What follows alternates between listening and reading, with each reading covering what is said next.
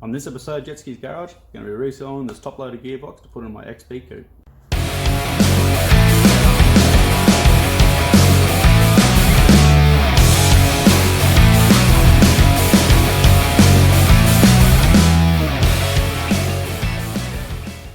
I've got no experience whatsoever on pulling apart a Toploader gearbox, so it's a bit of a learning curve for myself as well, but do understand that it is important that you make sure you get the right gasket kit. Now there is a 31 spline and a 28 spline.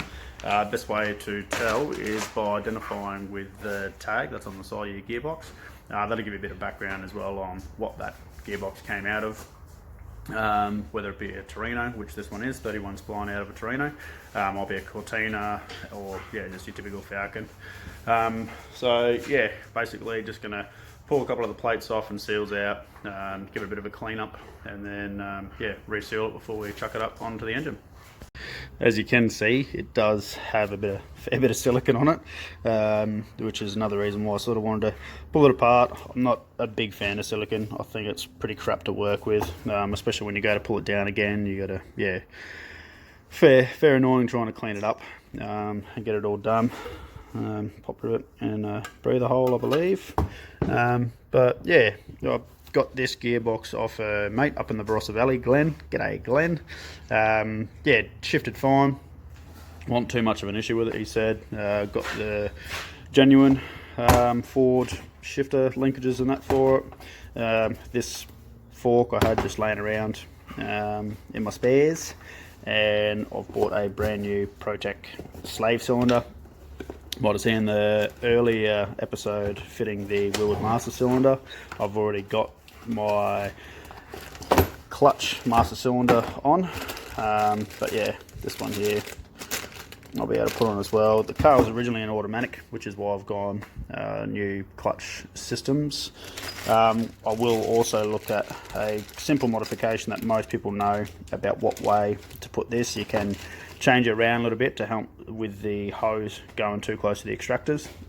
Just need a couple extra spaces, and you just flip that upside down, and then yeah, gives a bit more distance away from the extractors, saves you burning through your slave hose. So yeah, we'll start ripping her apart and see how she looks.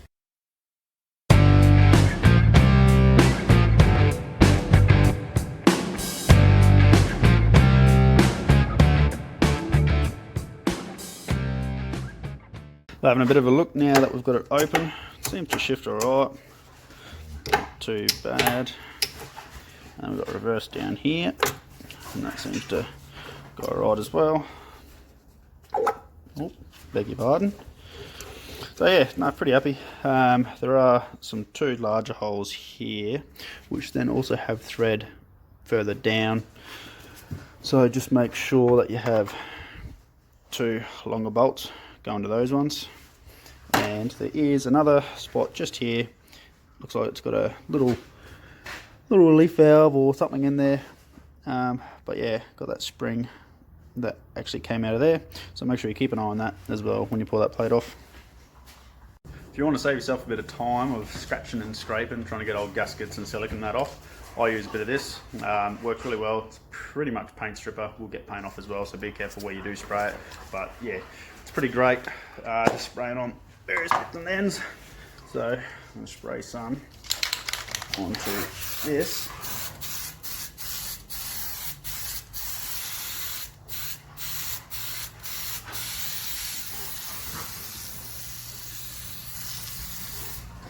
Leave that to sit while I do the other things, and when I come back, should just be able to pretty well fall off. So I've pulled the rear housing off, and also just a little front snub. Now this goes to show a little bit more of why I don't like using silicone, because it sort of goes everywhere where you don't want it. So this shaft here is part of your reverse shaft, and back and forward. It's probably not affecting it too much, but ideally you don't really want that going back and forward inside your gearbox. And secondly, there was a bit of silicone on this one as well, and it comes up in there, and that's your oil return, you drain back just for that front bearing. So yeah, obviously it's blocked that up a little bit. It's not detrimental, but I just don't like it, really. Best way to put it.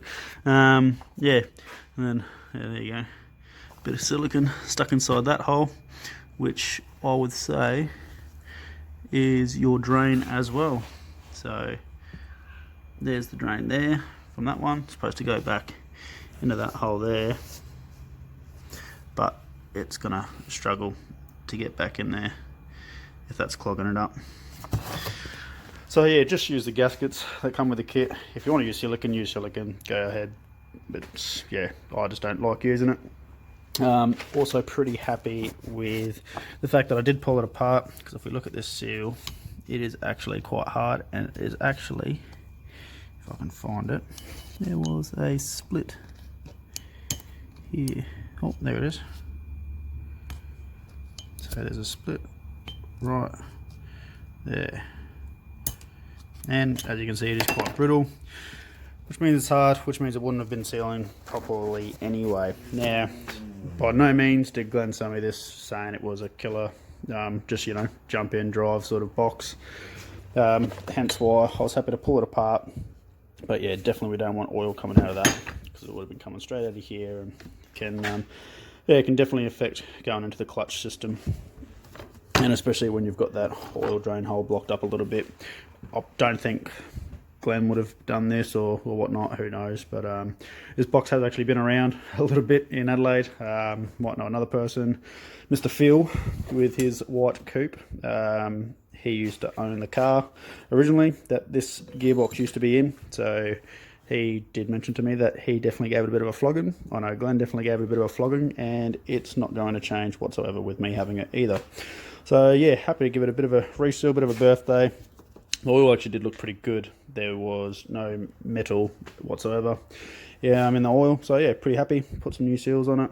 Do the rear lip seal as well, where the yoke goes. And then yeah, give it a brake clean, bit of a clean up, and paint it.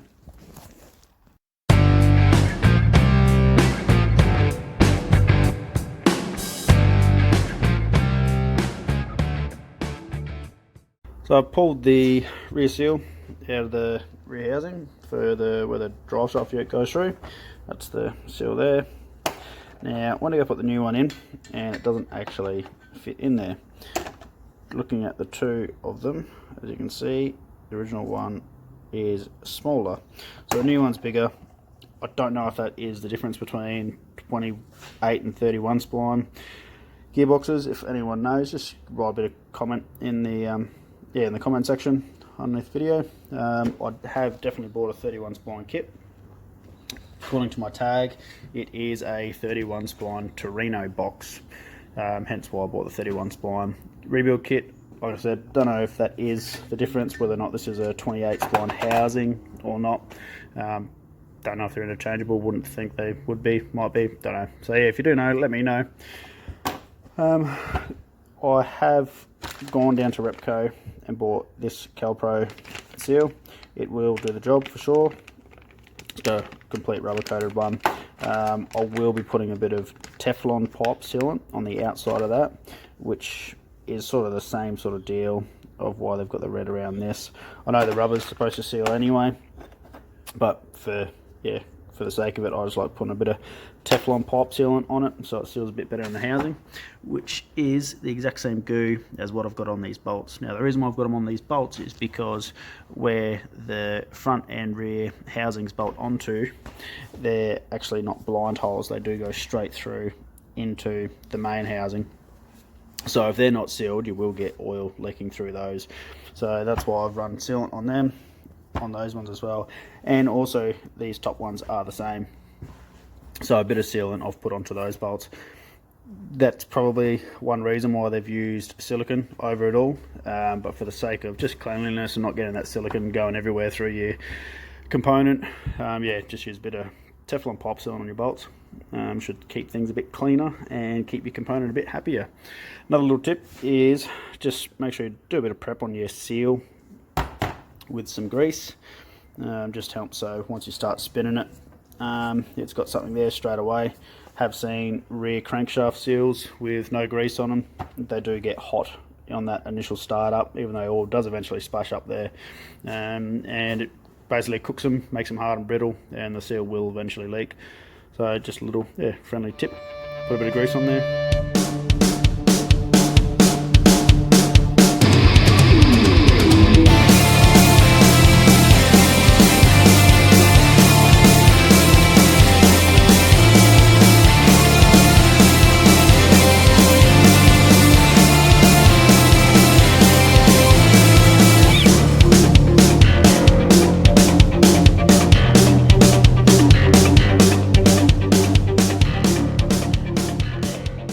Another little tip is, I believe that's just a breather hole. Now, that pop rivet was in there when I got it. With that gasket, the gasket does cover that whole face, so it won't really allow it to breathe.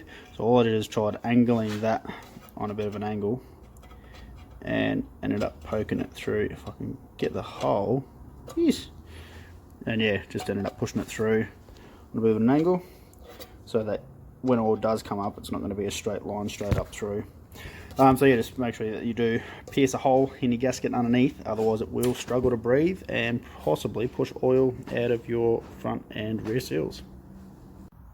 Giving the gearbox a bit of a paint up now, but just as I was going through, I thought I would just show that if you want to cover up some tags and stuff like that, a good little tip, rather than using masking tape or not, you just get a bit of grease and dab it over. Also be careful not to get it on the rest of the housing, so it doesn't affect the paint. But yeah, it's pretty quick if you've got the grease sitting there and that. Yeah, pretty quick, easy one. And then once you finish painting, you just wipe it off.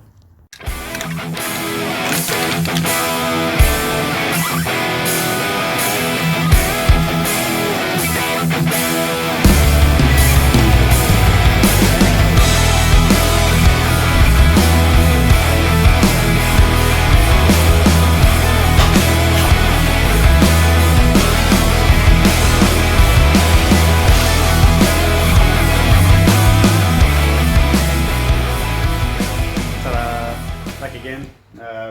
Obviously all painted, linkages are on, bell housing's on, slave cylinder on, got the shifter on. Little tip, obviously before you go too far, before you get to the car, just makes it a bit easier. Get all your gates all lined up. I did have to make a couple of adjustments here on the linkages. Did flip the reverse linkage upside down. Did that for a couple of reasons. One, when I was going into gear, coming across for first, that rod was actually hitting the reverse rod. So yeah, flipped the reverse down to the bottom. The other reason why I do like that is because when you come across and then up for first, sometimes if you're in a rush or a panic by any means, you might come all the way across and then up for reverse. So that's just, yeah, one reason why I do like to have reverse to down. Yeah, personal preference really. This is the little tip I was saying for the slave cylinder by flipping it the other way around. This way the hydraulic line will be up this way and not over this side, which makes it pretty close to the extractors, and you can get issues of it burning up and breaking through, which you definitely don't want. Yes, new throwout bearing fitted, forks on. This bell housing is actually a single rail bell housing. They can fit, but not straight up. You do have to drill some holes. There is one hole, excuse the shadow, one hole that does line up. The others I'm going to have to, as you can see, not through. So I'm going to have to, yeah, just drill them. They sort of only just go to the side of the original bolt holes that are there. So I'll drill them out, put some bolts and nuts through, just some Loctite on them so they don't come loose. But yeah, that's pretty much it. Gearbox all done and dusted, ready to go into the engine. Got all my ARP bolts and flywheel and pressure plate and all that all going on. And yeah, so I'll be assembling that together as a combo to drop straight into the coupe, and hopefully next time that's what you'll be seeing. Thanks for watching again guys, and we'll see you then.